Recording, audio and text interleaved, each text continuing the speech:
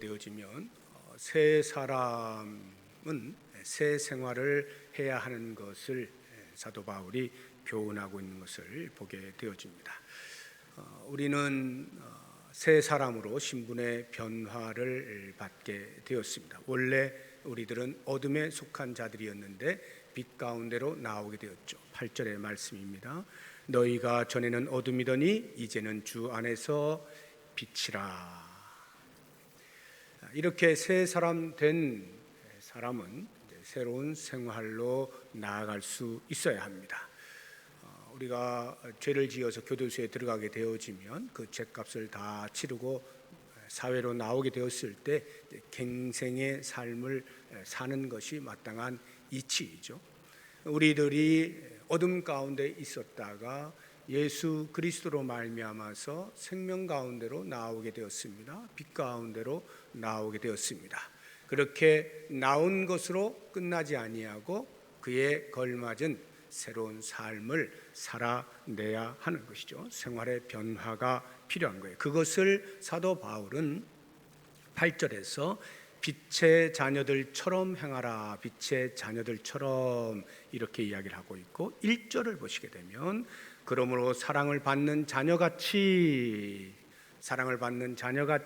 이렇게 이야기를 하고 있습니다. 여기 뭐뭐처럼 또는 뭐뭐같이라고 하는 말은 원래는 그렇지 않은데 그런 것처럼 척하라 이런 뜻이 아니고 자격을 말하는 거예요. 뭐뭐로서, 그러니까 빛의 자녀들로서 또는 사랑을 받는 자녀로서 이런 자격, 신분, 지위를 나타내는 말이에요.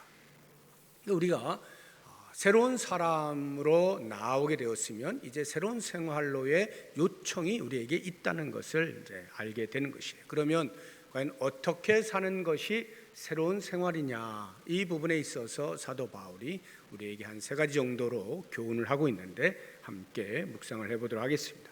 그 첫 번째가 하나님을 본받는 것입니다. 1절을 보시게 되면 사랑을 받는 자녀같이 자녀로서 너희는 하나님을 본받는 자 되어야 한다, 이렇게 교훈하고 있는 것입니다. 우리가 보통 이제 어렸을 때 어린아이들, 우리의 자녀들 다 키워보시면 아시겠지만 저도 제 자녀들이 어렸을 때는 제가 최고인 줄 알고 아버지처럼 되겠다 뭐 이런 식의 이야기들을 제가 많이 들었어요. 그러니까 어린아이는 바라보는 것이 엄마 아빠가 다죠. 그러니까 엄마 아빠가 최고인 겁니다. 그래서 늘 나도 저렇게 돼야지라고 하는 잠재적인 희망이 늘 있게 마련이에요. 물론 크면서 이제 엄마 아빠일지라도 인간이기 때문에, 사람이기 때문에 때로는 실수도 하고 잘 못하는 부분들이 보이기도 하면서 이제 뭐처럼 돼야지 하는 것에서 부모가 많이 이제 사라지곤 합니다만, 아무튼 부모는 언제나 어린 아이에 대하여서 어떤 모범의 대상이 되곤 합니다. 인간이기 때문에 언제까지나 완벽한 모범으로 있을 수는 없죠. 그런데 우리 하나님께서는 우리의 아버지가 되시는데 그 아버지 하나님은 완벽하시죠. 모든 면에 있어서 우리에게 완벽한 모범으로 계시는 겁니다. 그래서 우리가 그 하나님을 본받아야 하는데, 하나님을 본받는다라고 하면 너무 광범위하죠. 하나님을 본받는 어떤 영역에서 어떻게 본받는가 너무 광범위하기 때문에 그것을 다 묵상하기란 너무 어렵죠. 그래서 오늘 본문 안에서 사도 바울이 우리에게 이야기해주고 있는 구체적인 영역 하나를 우리가 같이 한번 보자고 하면 그것은 이제 사랑의 행위입니다. 하나님께서 아버지로서 자녀된 우리들에게 보여주신 사랑의 행위의 모범, 그것을 본받아라 이렇게 하는 것인데, 과연 하나님께서는 우리에게 어떠한 사랑의 모범을 보여주셨는가? 2가지를 생각해 볼 수 있어요. 하나는 용서입니다. 용서라고 하는 사랑의 모범을 보여주셨어요. 그래서 에베소 4장 32절을 보시게 되면 서로 친절하게 하며 불쌍히 여기며 서로 용서하기를 하나님이 그리스도 안에서 너희를 용서하심과 같이 하라. 하나님이 그리스도 안에서 우리를 용서하셨죠. 그 용서가 곧 사랑의 행위가 되는 것입니다. 또 한 가지를 보자고 하면 그렇게 용서할 수 있었던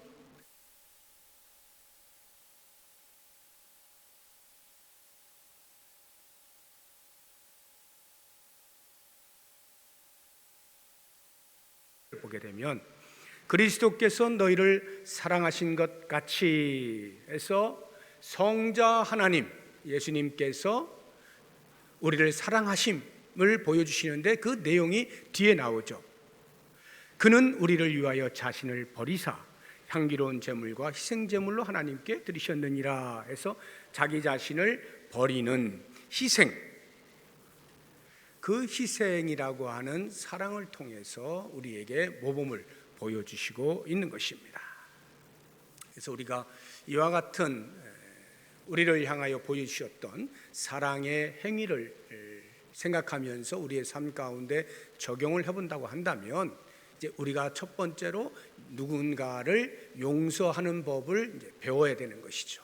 용서하는 법을 배워야 됩니다. 근데 이 용서라고 하는 것은 실제로 관계를 맺는 가운데서 실행을 하려고 하면 쉽지는 않다는 것을 우리가 경험을 통해서 알 수가 있어요.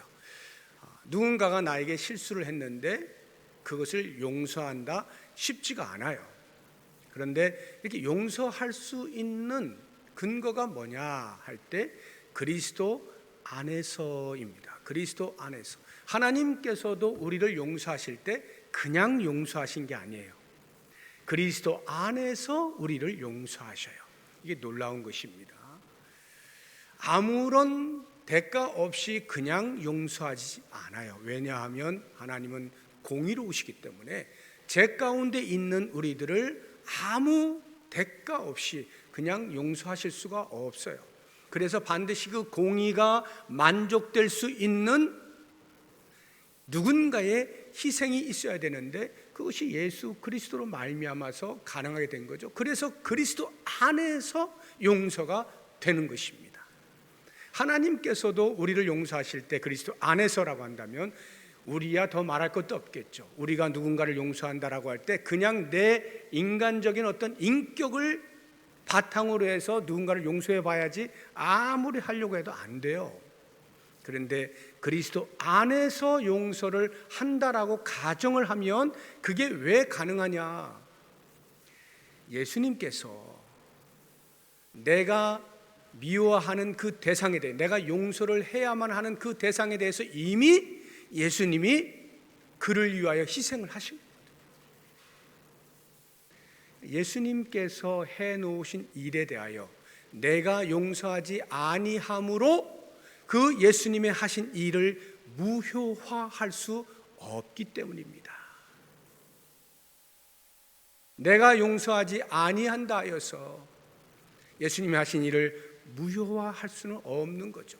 그렇기 때문에 우리는 그리스도 안에 우리의 시각을 두게 되어질 때에 비록 내 육체적으로는 인간적으로는 쉽지 않은 용서라 할지라도 그것이 가능하게 될 수 있다 하는 것이죠.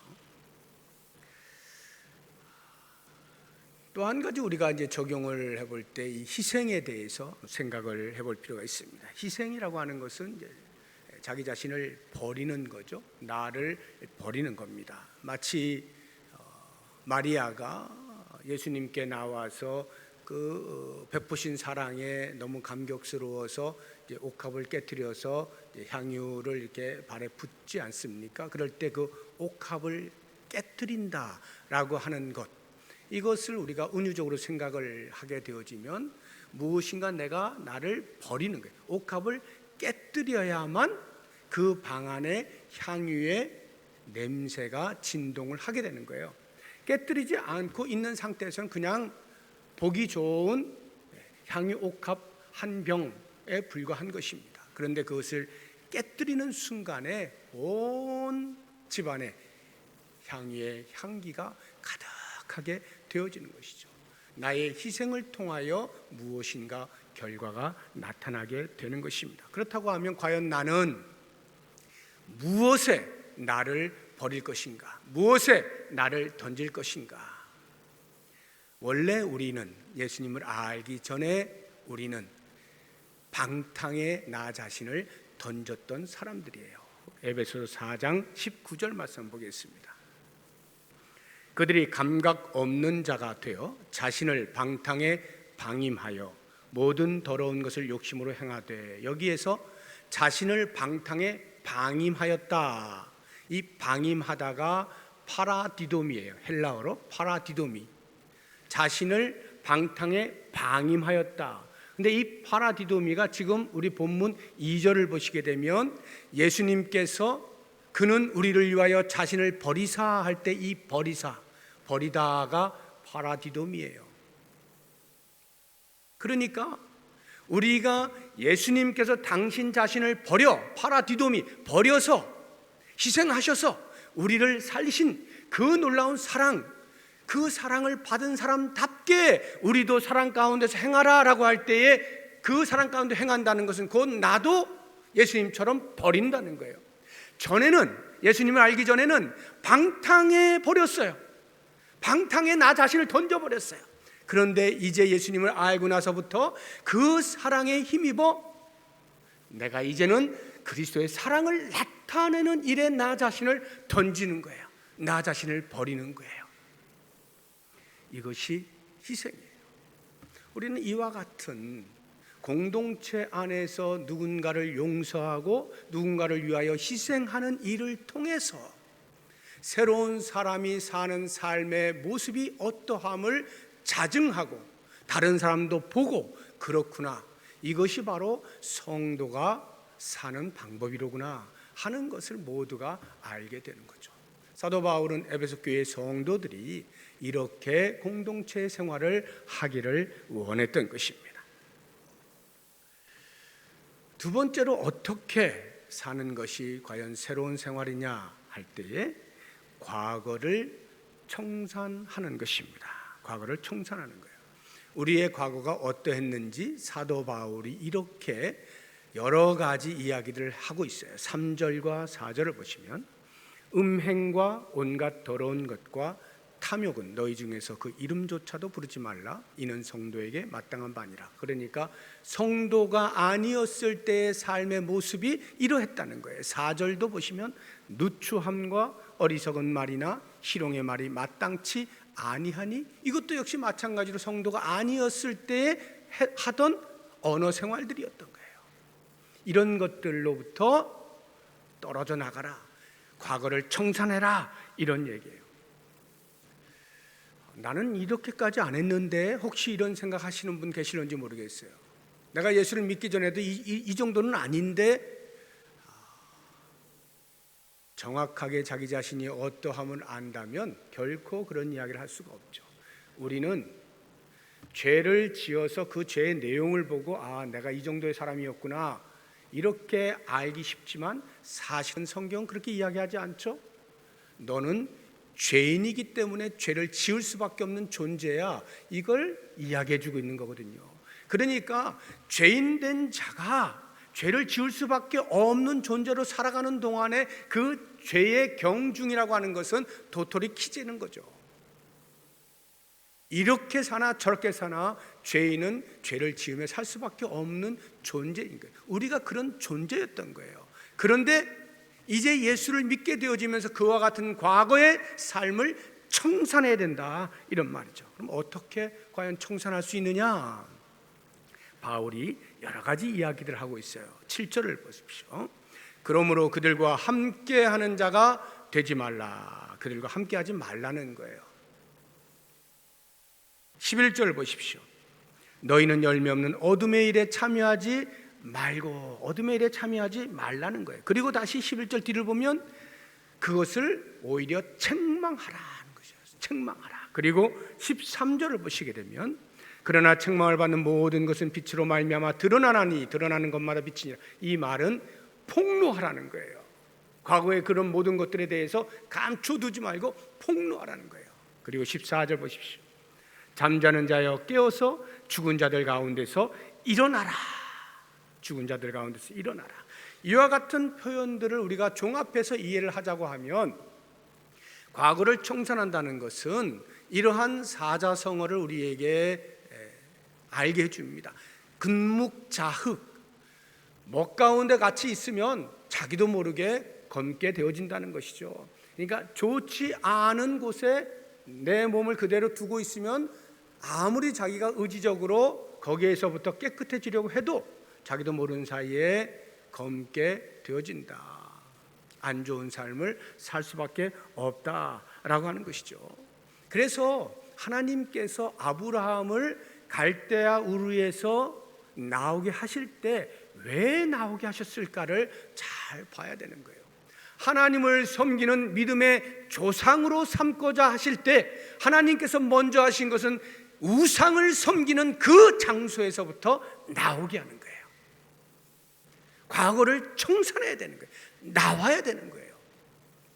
그게 무슨 뜻인지 제대로 알지 못하였던 아브라함이 아버지의 인도를 따라서 하란에서 머물러 있을 때조차도 하나님께서는 그 아브라함의 아버지 데라가 죽자마자 아브라함에게 명하시죠.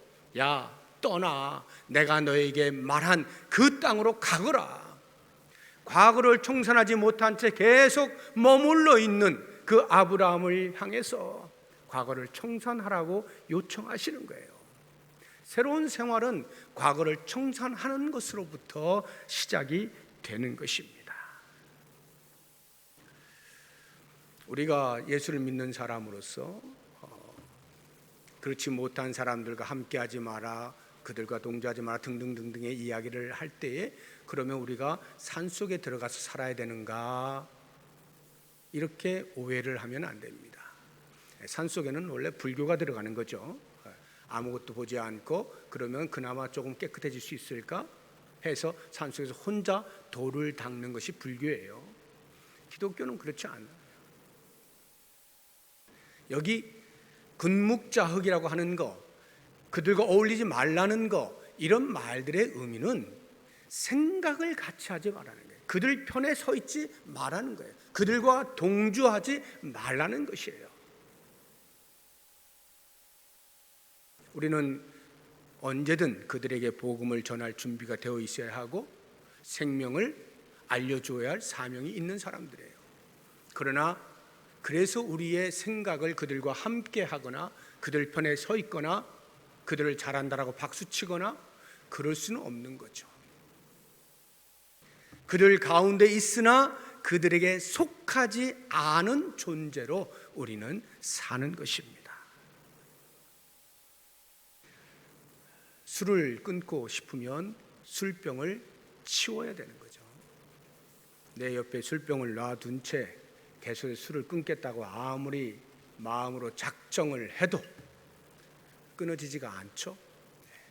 청산한다는 것은 버리는 것입니다. 멀리하는 거예요. 끊어내는 것입니다. 우리의 삶 가운데에서 청산해야 될 과거가 무엇인지를 돌아보십시오. 나는 여전히 옛 생활을 하고 있는 어떤 영역이 있지 아니한가, 옛 성품을 그대로 가지고 있는 채 성도로 살아가고 있는 부분은 없는가 살펴서 좀 힘들고 어렵고 아쉽고 아까운 마음이 들더라도 끊어내야 되는 거죠. 그것으로부터 이제 새 생활은 출발이 되는 거예요. 자, 그러면 이제 마지막으로 우리가 볼 것이, 새 생활이라고 하는 것이 이렇게 과거를 청산하는 것으로만 해결이 된다면 참 좋겠는데 그렇지 아니하고 그 이후의 삶이 또 우리에게 주어지게 되는 거예요. 왜냐하면 한번 청산한다 하여서 그것으로 완벽하게 깨끗하게 되지 않기 때문에 그래요. 다른 그 무엇으로 채우지 아니하면 다시 과거로 회귀하게 되게 마련입니다. 이것을 예수님께서 기가 막힌 교훈으로 우리에게 알려주고 계시지 않습니까? 그 말씀이 마태복음에 나오는데 한번 보도록 하겠습니다. 12장 43절부터 45절까지입니다. 더러운 귀신이 사람에게서 나갔을 때에 물 없는 곳으로 다니며 쉬기를 구하되 쉴 곳을 얻지 못하고 이에 이르되 내가 나온 내 집으로 돌아가리라 하고 와보니 그 집이 비고 청소되고 수리되었거늘 이에 가서 저보다 더 악한 귀신 7을 데리고 들어가서 거하니 그 사람의 나중 형편이 전보다 더욱 심하게 되느니라. 이 악한 세대가 또한 이렇게 되리라. 귀신이 나갔다가 머물 데가 없어가지고 다시 혹시 내가 원래 있던 그곳에 들어갈 수 있을까 싶어 살폈는데 깨끗이 수리가 되어 있어요. 그러니까 이 귀신이 생각한 거, 야, 이거 전보다 더 있기 쉽네 하고 친구들까지 데리고 와가지고 같이 머물러서 이 사람의 형편이 이전보다 더 심하게 되었다. 정말 기가 막히게 우리의 마음에 딱 와닿는 그런 교훈 아닙니까? 우리가 과거를 청산합니다. 다시는 이렇게 살지 말아야지 하고 각오를 합니다.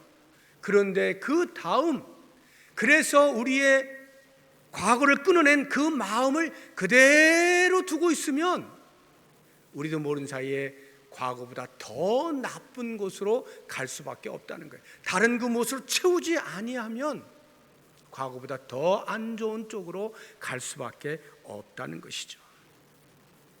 그래서 제가 사자성어를 하나를 더 말씀을 드리면 마중지봉이라는 사자성어가 있어요. 이 마중지봉, 3대 밭에 있는 쑥이라는 것인데 3대가 곱게 이렇게 서 있다 보니까 그 쑥이, 힘없는 쑥이 같이 곱게 선다는 거예요. 아까 금묵자욱하고는 전혀 반대되는 그러한 개념이에요. 선한 사람들과 함께 있다 보면 자기도 선하게 되어진다, 뭐 이런 이야기인데, 이 마중지봉의 교훈을 우리가 꼭 기억을 해야 되는 거예요. 그래서 성경은 이렇게 과거를 청산하는 것으로 끝났다라고 이야기하지 않아요. 사도 바울이 다른 곳에서도 똑같은 이야기를 하고 있습니다. 로마서 12장 2절을 보시게 되면 이렇게 말씀을 하고 있어요. 너희는 이 세대를 본받지 말고 오직 마음을 새롭게 함으로 변화를 받아 하나님의 선하시고 기뻐하시고 온전하신 뜻이 무엇이니 분별하도록 하라. 세대를 본받지 않아요. 자기 자신을 깨끗하게 지키려고 합니다. 세대를 본받지 않아요. 어떻게든지 죄가 들어오지 못하게 막아요. 그것으로 끝나지 아니하고 그 다음 행위가 반드시 있어야 돼요. 마음을 새롭게 함으로 변화를 받아 하나님의 선하시고 기뻐하시고 온전한 뜻이 무엇인지 분별하여 그 뜻을 따라서 살아내는 이것이 있어야 된다, 이 말이에요. 디모데후서 2장 22절에도 사도 바울은 디모데에게 이렇게 교훈을 해주고 있습니다. 또한 너는 청년의 정욕을 피하고 주를 깨끗한 마음으로 부른 자들과 함께 의와 믿음과 사랑과 화평을 따르라. 청년의 정욕을 피해요. 끊어냅니다. 죄를 짓지 않으려고 애를 씁니다. 그런데 그것으로 끝나면 안 돼요. 우리의 빈 마음을 채워야 되는데 주를 깨끗한 마음으로 부른 자들과 함께 선을 이루고자 원하는 사람들과 함께 의와 믿음과 사랑과 화평을 이루어내는 일들을 해 나가야만, 그래야만 우리에게 드디어 새 생활이 열리게 되어진다 하는 것입니다. 그래서 이 사도 바울이 이야기하는 것은 과거를 청산하는 것에서 한 걸음 더 나아가서 빛의 열매를 맺어라, 이렇게 교훈을 하고 있는 거예요. 정말 새 생활을 하고자 한다면 빛의 열매를 맺어라 하는 거예요.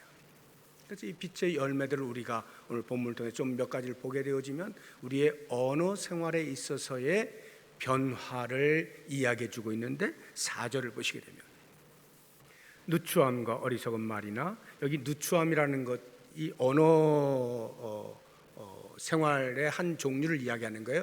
음담패설 같은 거, 이런 것들을 누추함이라고 이야기하는 겁니다. 누추함과 어리석은 말이나 희롱의 말, 이런 것들은 예수를 알기 이전의 모습이었고, 이제 예수를 아는 성도들은 어떻게 하느냐, 오히려 감사하는 말을 하라. 그것을 끊어내는 것, 그런 말을 안 하는 것으로 끝나지 않아요. 그것으로 다 되는 게 아니에요. 이제 새로운 언어 생활을 해나가야 되는 거죠. 그게 곧 감사하는 말이에요. 감사하는 말을 하는 거예요. 저도 제 생활을 보게 되면 성령으로 충만할 때가 있잖아요. 그런가 하면 조금 메마를 때가 있단 말이죠. 그 차이는 내 말투에서 금방 알 수가 있어요. 성령으로 충만하면요, 주로 감사의 말이 많이 나와요. 불평이 별로 없어요. 그런데 좀 메마르잖아요. 뭐가 그렇게 불평스러운 게 많이 생기는지 몰라요. 원망스럽고, 그럼 이것도 안 좋고 저것도 안 좋고, 이것 때문에 힘들고 저것 때문에 힘들고, 온통 말하는 것이 다 불평불만이에요. 그런데 성령으로 충만하고 정말 그리스도의 사랑 안에서 은혜를 누리면서 이렇게 생활할 때는요, 그런 게 잘 떠오르지가 않아요. 이것도 감사하고 저것도 감사하고, 감사한 것들이 정말 많아지는 것을 경험하게 됩니다. 여러분 그렇지 않습니까? 우리가 다 그렇죠. 그래서 이 새 생활에 있어서의 변화의 어떤 시금석을 본다고 하면, 이 언어 생활을 보면 금방 알 수가 있어요. 나는 어떤 말을 주로 많이 쓰고 있는가, 그걸 보면 지금 내가 어느 정도의 새 생활에 가고 있는지를 대충 알 수가 있는 것이죠. 이 빛의 열매라고 하는 것은 이제 구절을 보시게 되면 이렇게 표현을 해놨어요. 사도 바울이 빛의 열매는 모든 착함과 의로움과 진실함에 있다 해서, 우리가 보통 이제 열매를 맺는다라고 하면 대표적으로 사도 바울이 우리에게 알려주고 있는 성령의 9가지 열매가 있잖아요. 갈라디아서 5장 22절 23절 보면 이렇게 되어 있는데, 오직 성령의 열매는 사랑과 희락과 화평과 오래 참음과 자비와 양선과 충성과 온유와 절제니 이 같은 것을 금지할 법이 없느니라. 그래서 이 성령의 9가지 열매, 이런 것들이 다 빛의 열매라고 할 수가 있어요. 그래서 우리가 살 때에 과연 나는 이런 성령의 9가지 열매들이 내 삶의 여러 영역들 가운데에서 나타나고 있는지를 잘 살펴보면 내 새 생활의 정도를 어느 정도 가늠할 수가 있게 되어집니다. 그리고 마지막 한 가지 더 우리가 좀 적용을 해보자고 한다면, 주님을 기쁘시게 하는 생활을 하는 것입니다. 10절을 보십시오. 주를 기쁘시게 할 것이 무엇인가 시험하여 보라. 주를 기쁘시게 할 것이 무엇인가 찾아라, 이 말이에요. 이것이야말로 정말 우리가 새 생활을 하는 아주 중요한 포인트라고 생각합니다. 그러니까 무엇을 생각하든 무엇을 행하든 어떤 자리에 있든 이것을 하면 주님께서 기뻐하실까를 생각해 보는 거예요. 우리가 그 정도는 생각할 여유가 있지 않습니까? 무엇인가 말하기 전에, 무엇인가 반응하기 전에 한 번 더 생각해 보는 거죠. 이렇게 하면 주님이 기뻐하실까를 생각해 보고, 거기에 준하지 않는다면 절제하는 거죠. 참는 겁니다. 그렇겠구나 싶으면 과감하게 행동에 옮기는 거죠. 이것이 새 생활이 될 수가 있겠죠. 저는 우리 복음성가 가운데에서 나 주님의 기쁨 되기 원하네라고 하는 그 찬송이 있잖아요. 그 후렴에 보면 내가 원하는 한 가지, 오직 한 가지, 주님의 기쁨이 되는 것. 내가 원하는 한 가지, 주님의 기쁨이 되는 것. 내가 이 말을 해서, 내가 이 행동을 해서 주님이 웃으실까?